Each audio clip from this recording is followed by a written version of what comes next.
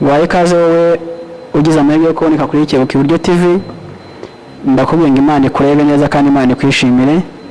Aya masaha ni imbere yawe kugira ngo nkuganirize ku ijambo ry'Imana, ariko ndabanza kukubwira ngo Imana ikwiteho cyane. Ndagukomeje wowe utameze neza mu masaha, wumva utishimye cyangwa se ibyo wateguye gukora bitagenze neza, ndakubwiye ngo ngaho komera wihangane. Imana niyo nkuru kandi Imana ishobora byose. Imana yite ku migambi yawe no kubyo wifuza byose. Imana ikurebe neza, ukomereze imigambi n'ibihe byiza muri wowe. Imana y'amahoro ikwiteho. Ni kuri Kebuka Iburyo TV nanone rero nimbarwa bukeye Mugisha Jean de Dieu mu bwiza butumwa bwiza bwa Yesu Kristo. Nifuje ko uyu mwanya wongera kunezerwa no kwakira ijambo ry'Imana, ijambo Imana yateganyije kugira ngo buri muntu wese aryumve kandi ari agaciro. Ijambo ruta y'abana abantu bagiye bavuga, ijambo Imana yabageneye umuntu, kuko no mu busanzwe abantu baravugana amagambo bagavugwa, ariko ijambo ry'Imana ryo riruta yandi yose magambo, kandi ijambo ry'Imana ryo ni urukundo, kandi ijambo ry'Imana ni ukuri. Ijambo ry'Imana ryo ribeshaho, ibyaremwe byose byaremwe n'ijambo ryayo, yaravuze biraba, itegetse birakomera. Imana nishimwe. Nejejwe no kongera kubana nawe rero kuri ano masaha, kandi ndakubwira ngo Imana ikwiteho cyane. Ari igihe uba utegereje kugira ijambo wumva ryaba riva ku bantu, cyangwa utegereje kugira ngo wumve ijambo rindi ryiza riva kuba utegereje ko barivuga, ariko uyu munsi ijambo rikugezeho ni ijambo riturutse ku Uwiteka Imana irinyujije muri njyewe, kuko nemereye Imana kugira ngo inkoreshe. Kwifurije rero kugubwa neza no gufashwa n'ijambo ry'Imana, kuko ibi niyo byaragufashije biranarangira, ibindi byabanye nawe bitagaciro. Abandi bakubwiye amagambo barayasobeka, ibyo bavuganye nawe babitesha n'agaciro, ariko ijambo ry'Imana nta umuntu uzarihindura, nta n'uteganya kurihindura. Imana nishimwe, Imana y'amahoro. Uyu mwanya rero ufite ijambo ry'Imana rifite intego ikubwira ngo Yesu arusha abandi bantu bose kugukunda, kuko niwe wenyine ugukunda urukundo rukomeye, urukundo rwiza, urukundo runejeje, urukundo ruturwa abandi bantu bagiye bakunda abandi. Yesu niwe ugukunda urukundo kurusha abandi. Abantu baradukunda natwe tukajya abo dukunda, ariko nta muntu n'umwe ugukunda kurusha Yesu, kuko ijambo rye ritwemera ko n'uwaba gukunda atajyaho kwitangira ngo agupfire, ariko Yesu yaradupfiriye. Imana nishimwe cyane. Niyo mpamvu rero mfite umwanya mutoya kugira ngo nkuganirize ijambo rivuga ngo Yesu arusha abandi bantu bose kugukunda, kuko niyo yaba ari umuvandimwe wawe n'umubyeyi wawe aragukunda, ariko hari ibyo atabasha kugukiza, hari n'aho atabasha kugera, nabo afite ahantu agarukira, ariko Yesu n'ahantu hose murajyana, no mu rupfu murabana. Niyo mpamvu agukunda kurusha abandi. Yesu we mpamvu agukunda kurusha abandi nagira ngo utangarize, ni uko niyo uri mu bibazo no mu ntambara no mu ngorane abana nawe. Ibibazo akwitaho, mu byishimo murabana, mu gihe cyose umukeneye aba ari hafi yawe, no mu mubabaro murabana, ndetse no mu rupfu mukajyana. Umuntu aragukunda akagukunda umwaka 1, 2, 3, 4, 5 igashira, ariko hari ahantu abatarenga, kuko umuntu we ni umuntu. Nubwo umuntu agukunda ukabibona wenda bitewe nuko hari ibyo aguhaye cyangwa se ariko gufata, ariko dushimira Yesu wadukunze turi n'abanyabyaha. Birasobanutse kuko umuntu yakagukunda uri mwiza umugirira neza, ariko Yesu yagukunze uri umunyabyaha, anagukunda ndetse uri mubi ubifatika kubera imigenzereze yawe n'icyaha cy'inkomoko cyawe cyakugiraga mubi, ariko Yesu yagukunze atitaye kuri ibyo ngibyo. Niyo mpamvu gutangariza ngo Yesu arusha abandi bantu bose kugukunda. Nezerwa rero wishime, kuko ufite umukunzi uruta abandi bantu, kandi urukundo rwe ntabwo ruzacuyuka, nta nubwo urukundo rwe ruzahindurwa nuko iminsi yabaye mibi, ahubwo urukundo rwe ruhoraho igihe cyose. Imana rero ishimwe kuri uyu mwanya, kuko tugize umugisha kuboneka imbere yanyu.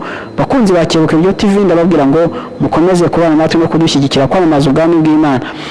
Hari igihe wumva waba umuvugabutumwa, hari igihe wumva waba umuririmbyi ukomeye, hari igihe wumva waba umuntu nawe ubwira abandi bantu byiza, ariko ukabura uburyo bwo kubikora. Ariko iyo ushyigikiye natwe turi kubikora, nawe uri kubivuga, ubonye ikiganiro cyangwa se icyigisho kijyanye n'ijambo ry'Imana ryahembura mugenzi wawe, urakimuha nawe akacyumva, burya nawe ubuvuze ubutumwa bwiza.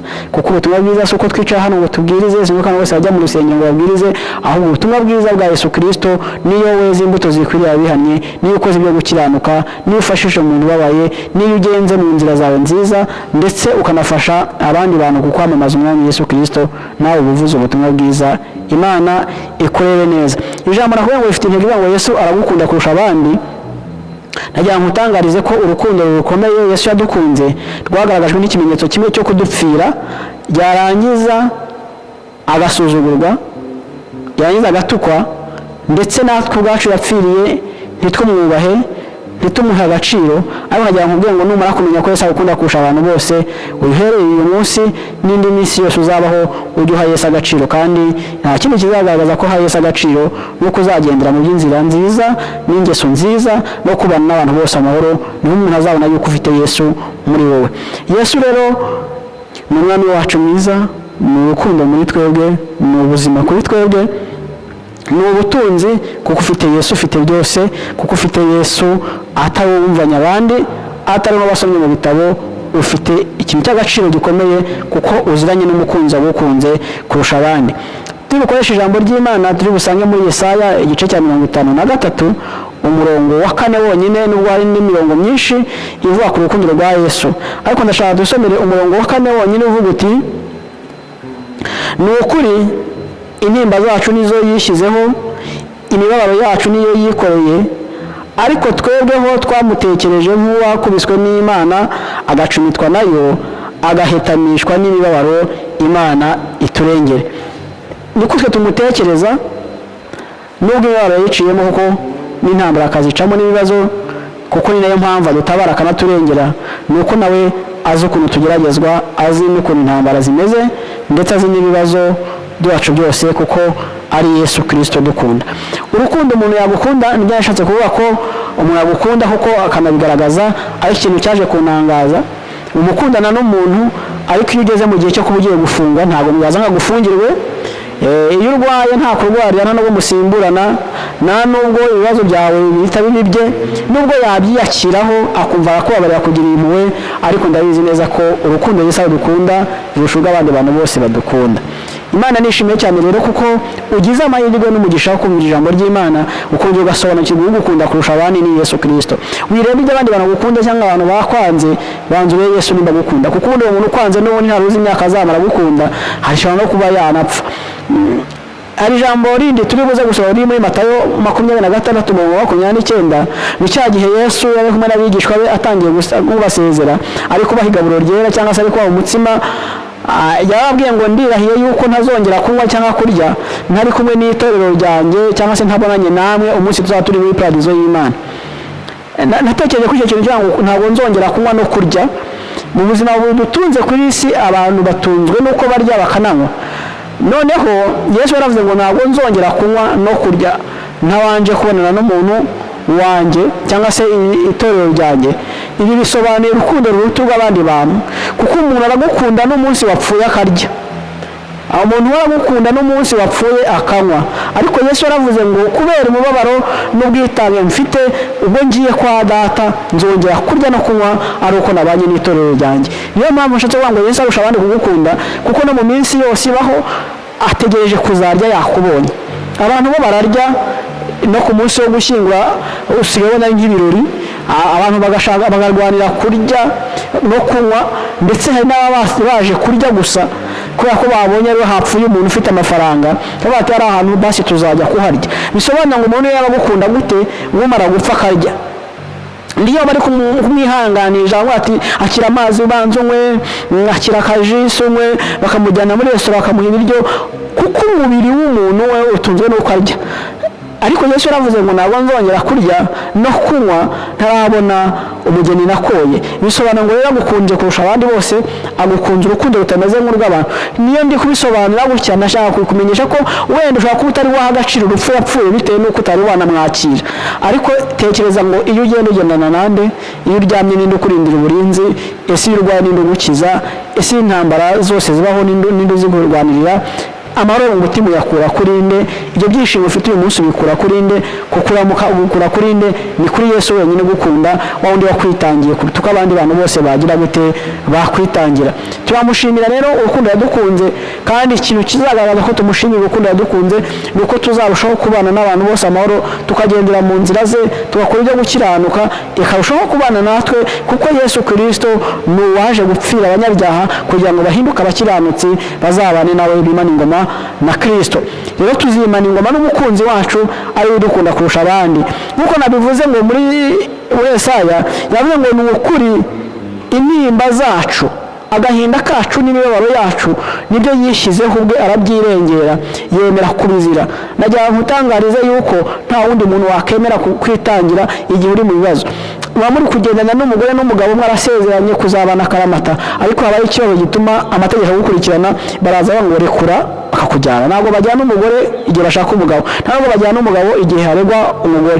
Kubisobanura ngo umuntu ku wundi we ni ku giti cye, ni ikinege mu mafuti ye, ni ikinege mu byaha bye, arabizira. Ariko Yesu we yafashe ibyaha byacu abyishyiraho n'intimba zacu n'imibabaro yacu, ayishyiraho kugira ngo aturengere. Nagira ngo umenyeshe rero ko Yesu agukunda kurusha abandi. Wihangayikishwa n'abantu bakwanze, wihangayikishwa n'abari kukuvuga muri ino minsi, nawe kugusebya n'abagutesha agaciro, ahubwo agaciro yuko Yesu agukunda kurusha abantu bose agukunda. Nawe ukore neza kugira ngo urusheho kubana nawe amahoro, ugende neza kugira ngo urusheho gukora ibyiza, ugendane na Kristo mu byo ukora, uvugane na Kristo nijoro, ugendane n'abantu bakwifuza kubana na Kristo, ube inshuti n'abantu bakwifuriza kubana na Kristo, kandi mu mirimo yawe yose ukora ujye wishimira yuko Kristo agukunda, kuko abandi bose baragukunda ariko bikarangira. Umuntu ajya inshuti n'undi, bagatangira umunsi wa mbere, umunsi wa kabiri bari inshuti, wa gatatu, uwa kane ejo bamubwira amakosa yawe niyo yaba arayenyayo kuko wayakoze, agahita ngo ntabwo nari mbizi, agatangira kwicuza impamvu yanamenyanye nawe.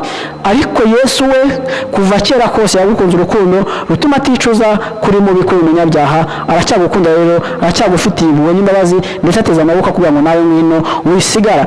Turi kuvuga ubutumwa bwiza, tuba dushaka abantu baza kuri Yesu, ntabwo tuba duhamagara abantu kuza kuri twebwe kuko twe nta kintu dufite twabamarira, ahubwo tuba tubaha namwe nimuze kuri Yesu. Uwo Yesu twasanze wagize ikintu atumarira n'urukundo rwe n'ubuntu bwe, niyo mpamvu tuba tunejejwe no kubabwira urukundo rwa Yesu. Si uko wenda atari ibindi tuba tuzi twavuga, si nuko wenda atari ibindi bintu twakora, ariko tuba dushaka kugira ngo dukore icyo Yesu yaduhamagariye, ubutumwa bwiza kugira ngo bwamamare kandi abantu bose bazagirirwe abera igihe Yesu azaba aje kweza itorero. Ubwo azaba bahamagaye muzazamukane nawe. Ndanezezwa cyane iyo maze kwigisha ijambo ry'Imana, nkagira umuntu umpamagara ngo ati ijambo wigishije ryamfashije, nahinduye igitekerezo nari ndimo, ndi kuno murongo, noneho ndi gukora icyo nkwiriye gukora. Iyo ngibyo bitari impikeze nk'abantu ngo mani ibyo ndi gukora urakoze ko uri kubyara umusaruro, kuko nta kindi kiruta ko umuntu ava mu byaha agasanga Kristo. Kuko uyu muntu umwe yihanye mu ijuru impundu zikavuga, uwabaye intandaro yo kugira ngo umuntu akizwe nawe ahabwa umugisha n'Imana kandi ijuru rikamureba neza. Naje gusanga rero mu byiza byose dukora hano mu isi no mu ntambara zose turwana hano mu isi, ariko mujye murwana intambara nziza, Kristo wenyine niwe mbaraga zawe. Urukundo agukunda n'ubundi ruracyahari, niwe uri kuguhamagara ngo ngwino uza kugirire neza, uza kurengere, uza gufashe, uza gutabare, kuko niwe wenyine wemeye kwishyiraho intimba n'imibabaro yacu, cyane icyo yabyikoreye. Ariko twebwe twamutekereje nk'uwakubiswe n'Imana agacumitwa nayo, twe twamutekereje nk'aho Imana yamwanze, abenshi bamutekereje nk'aho nta kintu amaze, ndetse nabo ushaka kumubwira ukumva ntabwo babyishimiye, ntibanamwakiriye. Ariko rwanda intambara nziza, umenye ngo Yesu aragukunda. Nagukunda nanjye nkagira icyo nguha, nagukunda nkagira icyo ngufasha mu gihe nanjye yishoboye, ariko natwe turi abantu baba dufite ibyo dukeneye, ushobora no kuba ntagira ikintu nakumarira, ariko Yesu aragukunda kurusha abandi bose. Guma mu rukundo rero rw'Imana, ukomeze gufashwa n'uko Imana igukunda, ukomeze no kunezezwa n'uko Imana ibana nawe, kandi ubwiza buruta ubundi nibwo kuba ufite ukuboko kwa Imana mu buzima bwawe. Nagira ngo uyu mwanya mwifurize ko wongere ukibuka urukundo Imana igukunda, wongere unezezwe n'uko Imana igukunda kurusha abantu, wongere unezezwe n'uko Imana ibana nawe, wongere wishimire yuko Yesu yagukunze, wongere wishimire ko Yesu yakwitangiye, wongere ugire ibihe byiza byo kunezezwa n'urukundo Imana igukunda. Iyo ugiye kuvuga imyato umuntu wakugiriye neza, uhera kera kose ukavuga ibyiza bye, ariko iyo ugiye kuvuga Yesu ko agukunda, hari igihe uvuga n'amagambo makeya ukavuga ibyiza. Muri ibyo yaravuze ngo urukundo rw'Imana ni rurerure cyane. Undi muririmbyi aravuga ngo noneho ngo ab'isi bose niyo bafata ijuru bakarigira impapuro, ibyatsi byose bagataho bigira ibicumu by'abanditsi, ubwo inyanja zikaza zihinduka bino, ngo bakandika iby'urukundo rwe, ngo ibyo byose genda bishira, urukundo rwa Yesu bakiruvuga, kuko twaje gusanga Yesu ari we wenyine udukunda kurusha uko abandi bantu bose badukunda. Nejejwe n'Imana mu mutima wanjye, kuko nawe nkubwira ijambo rihumuriza rikaba ngo humura, Yesu aragukunda, nubwo abantu baba baragutaye, nubwo abantu baba barakwanze, ariko Yesu aragukunda kurusha abandi bose bagukunda. Urukundo agukunda kandi ntabwo ari amareshya mugeni, ahubwo ni urukundo ruhoraho ndetse urukundo rukomeye. bikomeye, urukundo ruto rw'abantu bakunda abandi.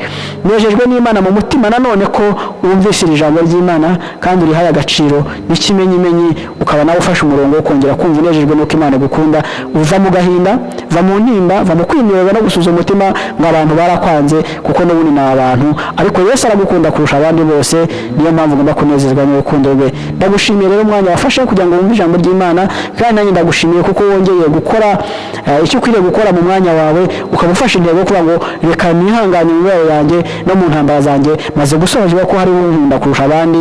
Imana yo mu ijuru nishimwe. Njyewe nakubwiriza nkakuganiriza ijambo ry'Imana, nkanakubwira ihangane, komera, ariko nanjye nabona gukunda urukundo ruto rwo Yesu agukunda. Imana nishimwe rero. Nafashe intego yo kugira ngo igihe niba ufata umwanya wo kuganira ijambo ry'Imana, njye ntwara umwanya mutoya kugira ngo nawe ujye wumva ijambo ry'Imana, ubone nuko ujya gukora ibindi ushinzwe gukora n'ibindi byose ukwiriye gutunganya, ariko wumvise ijambo ry'Imana. Mfite akantu gatoya nshaka kugira ngo nkubwire, abantu banejejwe n'ibintu bisa nkaho bitagira umumaro muri ino minsi. Ushobora gusanga umuntu yafashe umwanya ari gukina imikino yindi isanzwe, atari uko ari kurwanya siporo, ari kureba kuri telefone se ibindi bintu utabona icyo bisobanura, bisa nkaho mbega nta kintu bimariye umuntu muri muntu w'imbere. Ariko wakumva ijambo ry'Imana, wajya kurukana nko kuri telefone yawe umuntu akohereje nka link y'ijambo ry'Imana, wajya kureba ugasanga ni ijambo ry'Imana, ugahita ukupa kubitesha agaciro. Uri gushyigikiye Satani, ko Satani ntabwo bashaka abantu bumva ijambo ry'Imana, ahubwo wowe umuteye inkunga kugira ngo abantu bataryumva. Ariko nagira ngo ushwaze Satani, umutsindishe kuvuga ngo namenye ukuri yuko ijambo ry'Imana ari ubuzima ku muntu, kandi Yesu rero dukunze kuruta abandi badukunda. Ndagushimiye ko ugiye kubikora, ugafasha twebwe n'abandi bose kwamamaza ubwiza bw'ijuru, kwamamaza ubwiza bwa Yesu, kwamamaza urukundo Yesu adukunda kurusha abandi. Ndagushimiye kuko ubikoze, kandi ngushimiye yuko ubihaye agaciro ukabyitayeho.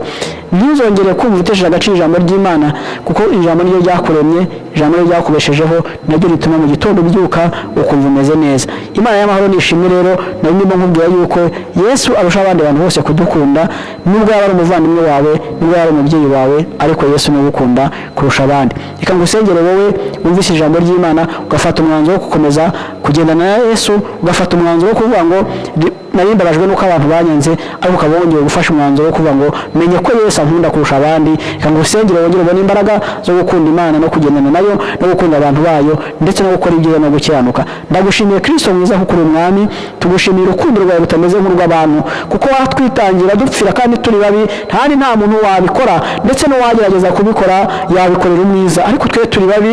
Tugushimiye urukundo wadukunze.